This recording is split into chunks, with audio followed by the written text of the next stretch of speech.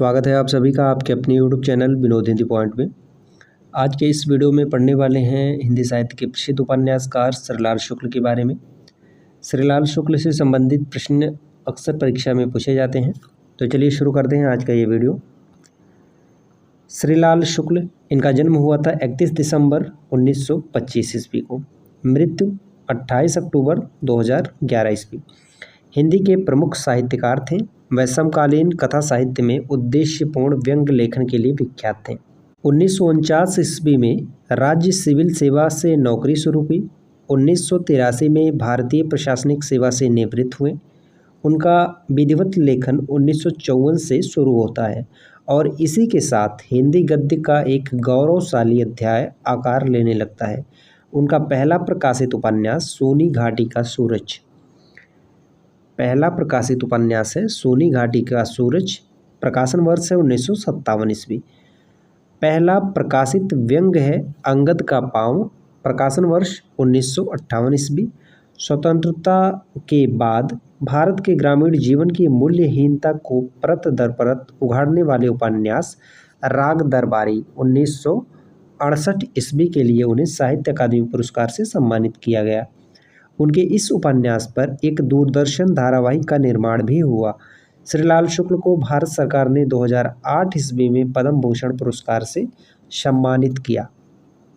इनका प्रसिद्ध उपन्यास है राग दरबारी, 1968 ईस्वी में प्रकाशित हुआ और इस उपन्यास पर साहित्य अकादमी पुरस्कार प्रदान किया गया। श्रीलाल शुक्ल का व्यक्तित्व अपनी मिसाल आप था। सहज लेकिन सतर्क, विनोदी लेकिन विद्वान, अनुशासन प्रिय लेकिन अराजक। श्रीलाल शुक्ल अंग्रेजी, उर्दू, संस्कृत और हिंदी भाषा के विद्वान थे।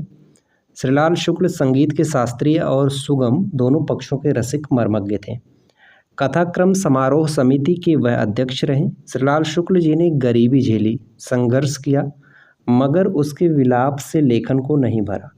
उन्हें नई पीढ़ी भी सबसे ज़्यादा पढ़ती है।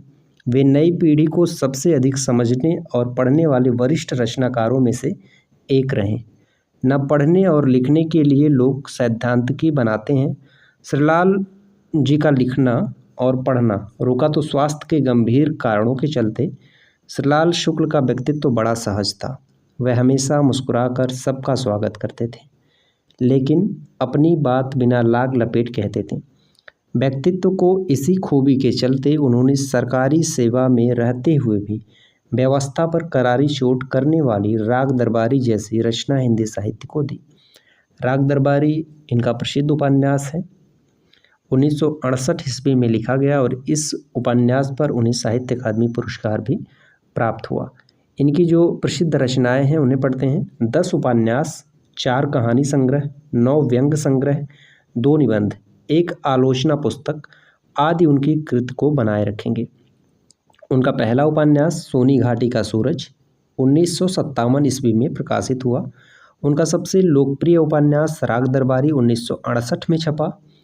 राग दरबारी का 15 भारतीय भाषाओं के अलावा अंग्रेजी में भी अनुवाद प्रकाशित हुआ। राग बिराग श्रीलाल शुक्ल का आखिरी उपन्यास था। उन्होंने हिंदी साहित्य को मिलाकर 25 रचनाएं दी। इनमें मकान, पहला पड़ाव, अज्ञातवास और विश्रामपुर का संत प्रमुख है।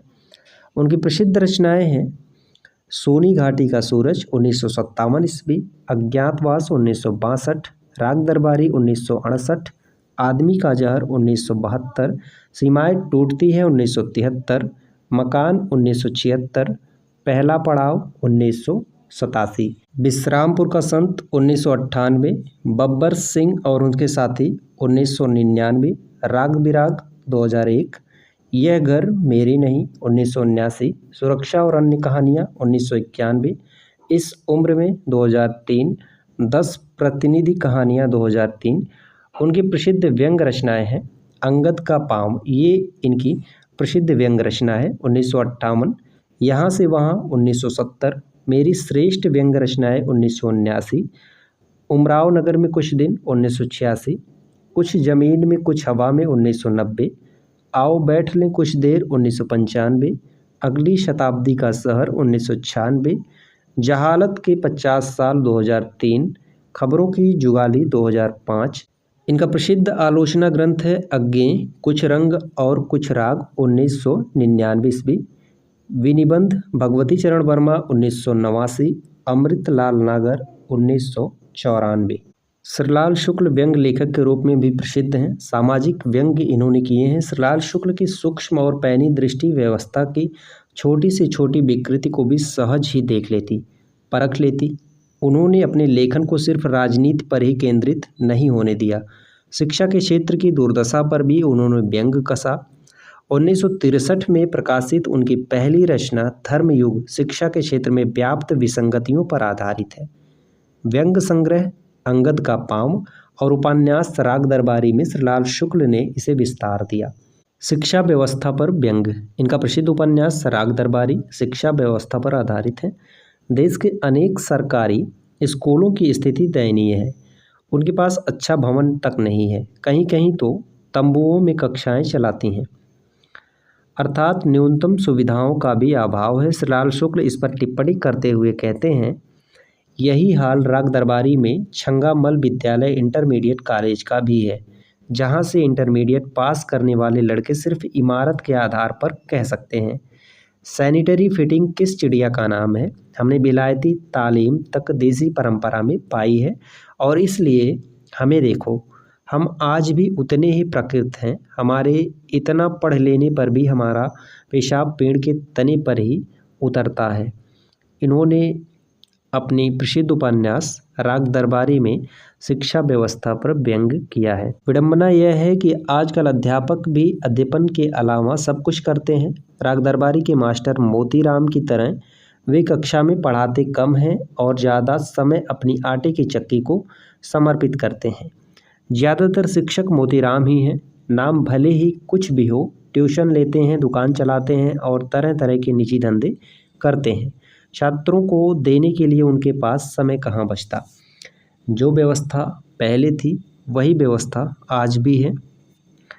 समसामयिकी स्थितियों पर व्यंग, श्रीलाल शुक्ल ने अपने साहित्य के माध्यम से समसामयिकी स्थितियों पर करारी चोट की है। वे कहते हैं कि आज मानव समाज अपने पतन के लिए खुद जिम्मेदार है। आज वह खुलकर हंस नहीं सकता। हंसने के लिए भी लाफिंग क्लब का सहारा लेना पड़ता है। शुद्ध हवा के लिए ऑक्सीजन पार्लर जाना पड़ता है। बंद बोतल का पानी पीना पड़ता है। इंस्टेंट फूड खाना पड़ता है। खेलने के लिए, एक दूसरे से बात करने के लिए भी वक्त की कमी है। कुल मिलाकर यह कह सकते हैं कि श्रीलाल शुक्ल के साहित्य में जीवन का संघर्ष है और उनका साहित्य सामाजिक सरोकारों से जुड़ा है।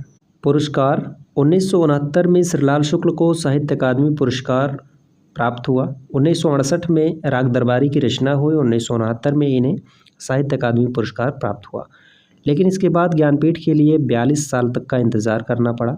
इस बीच उन्हें बिरला फाउंडेशन का व्यास सम्मान, यश भारती और पद्म भूषण पुरस्कार भी मिले।